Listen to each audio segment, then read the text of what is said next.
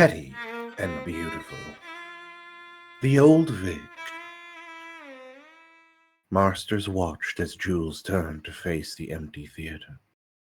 Stood there upon the stage, looking out with his violin in hand, as he had done many times at the moment of intermission, or when playing to the Toreador of London, who took interest in his bizarre breed of blistered brain madness, which was rampant with the Malkavians.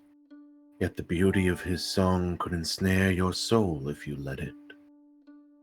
With that, Jules brought the violin up under his chin, and in a moment so swift it was like a flash of light to Master's eye, he brought down the bow across the strings. The first full-throated chords throbbed in silence and were stretched as they deepened, scraping the bottom of sound itself. And the notes rose, rich and dark and shrill, as if pumped out of the fragile violin by alchemy, until a raging torrent of melody flooded the hall. It seemed to roll through Marster's body, to pass through his very bones. He couldn't see the movement of Jules's fingers, the whipping of the bow. All he could see was the swaying of his body, his tortured posture as he let the music twist and bend him forward, throw him back. It became higher, shriller, faster, yet the tone of each note was perfection. It was execution without effort, virtuosity beyond mortal dreams. And the violin was talking, not merely singing. The violin was insisting. The violin was telling a tale. The music was a lamentation.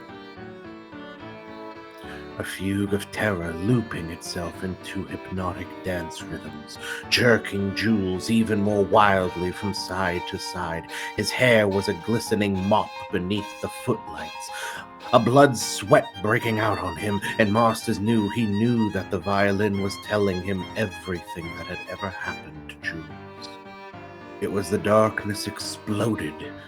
The darkness molted, and the beauty of it was like the beauty of smoldering coals.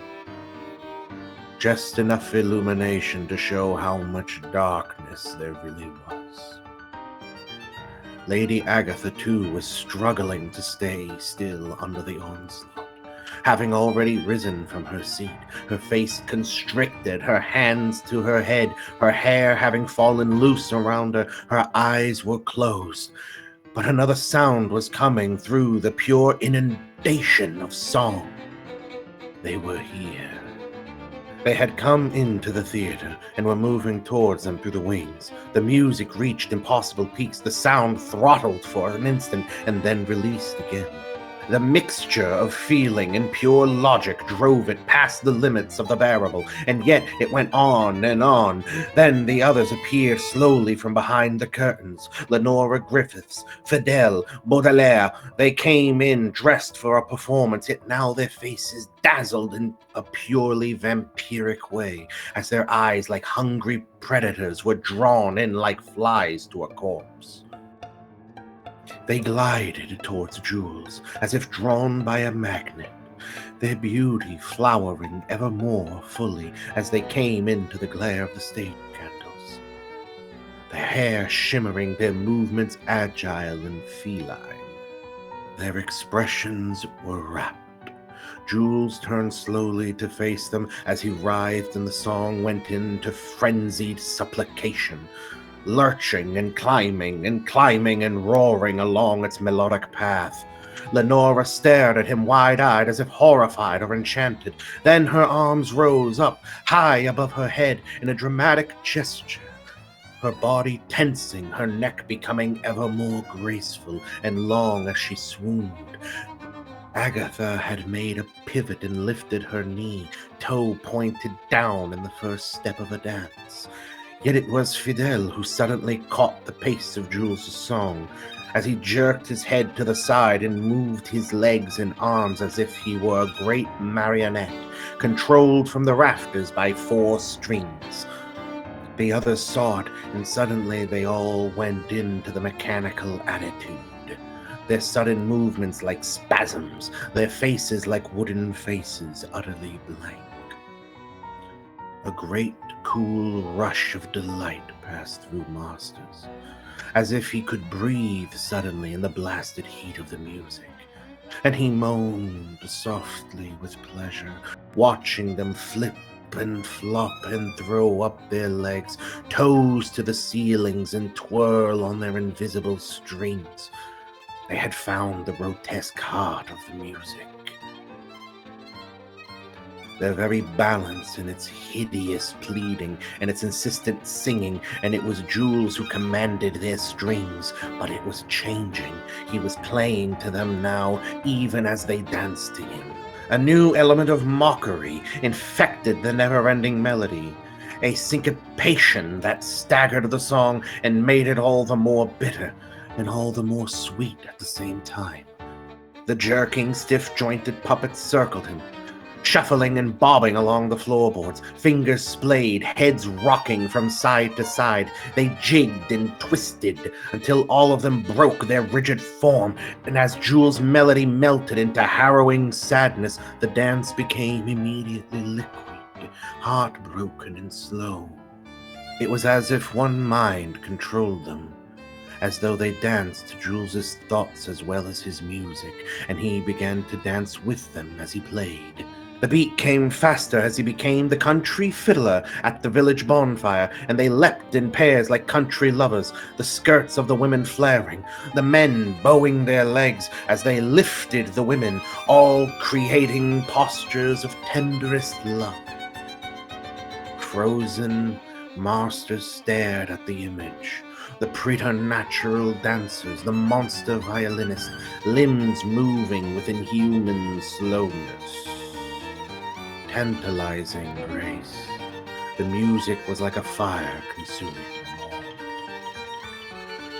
Now it screamed of pain, of horror, of the pure rebellion of the soul against all things, and they again carried it into the visual. Faces twisted in torment like a mask of tragedy engraven in the arch above, and Marsters knew if he didn't turn his back on this, he would cry.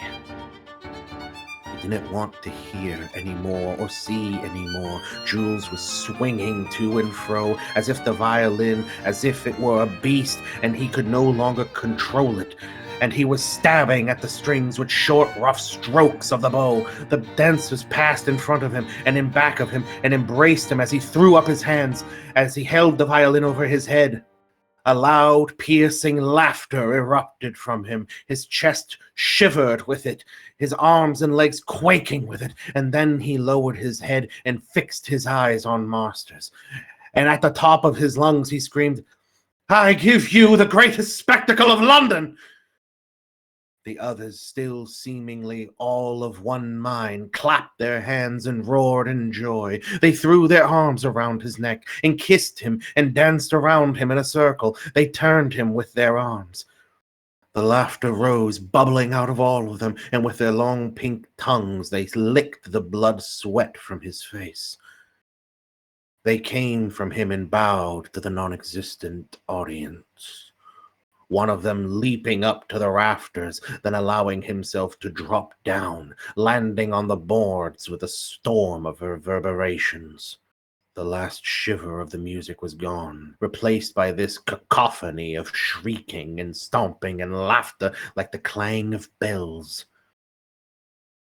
Turning his back on them, Marsters walked back to his seat, sitting into the seat with his head resting on his hand, and before he knew it, Jules was standing before him. "Well, don't you like it, my lord patron?" he asked, advancing his words, flowing like an unbroken stream, so all the words seemed like one great word.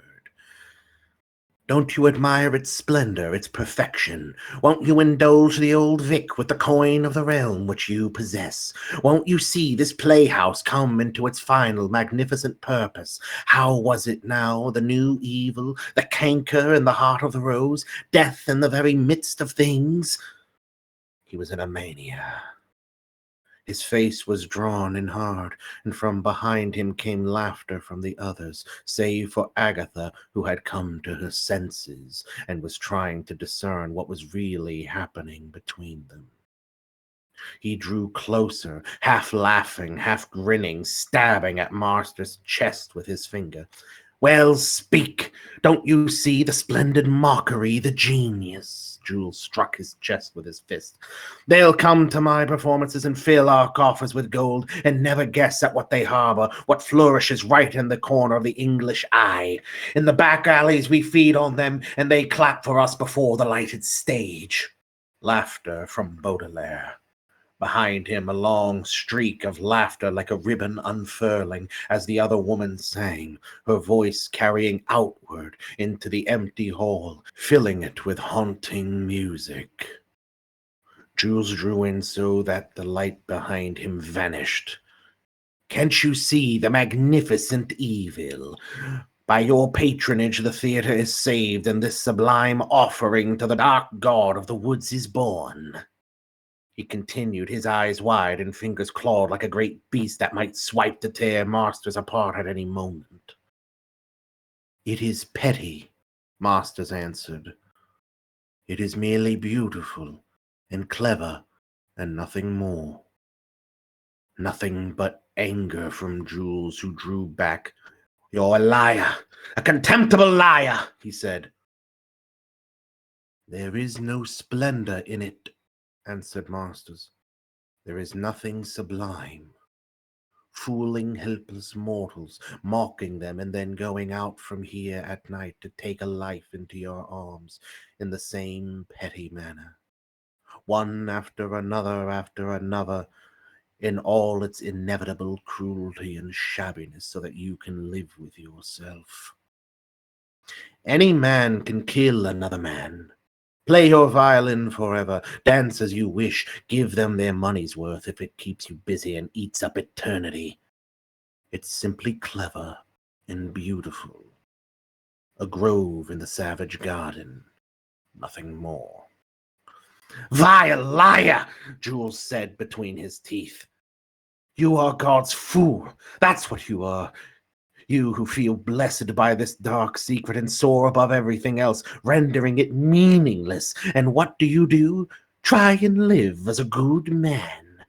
A good man. There are no good men, he roared finally, blood spittle flying from his lips. Patron of the arts, he sneered.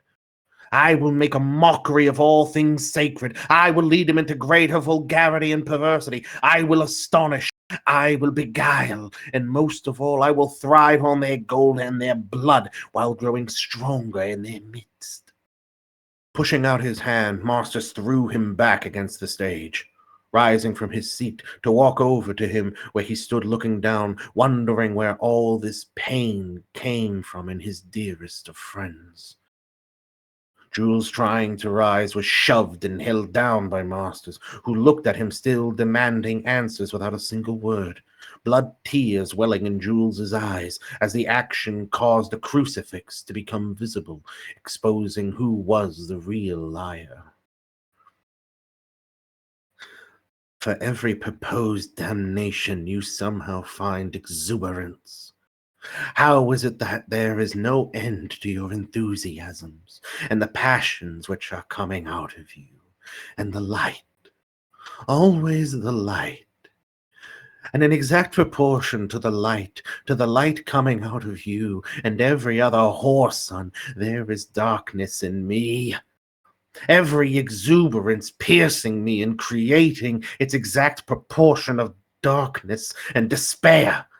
How then do you use such satanic powers to simulate the life of a good man? He demanded, the others now withdrawing, their interest shriveling, their enthusiasm cooled entirely.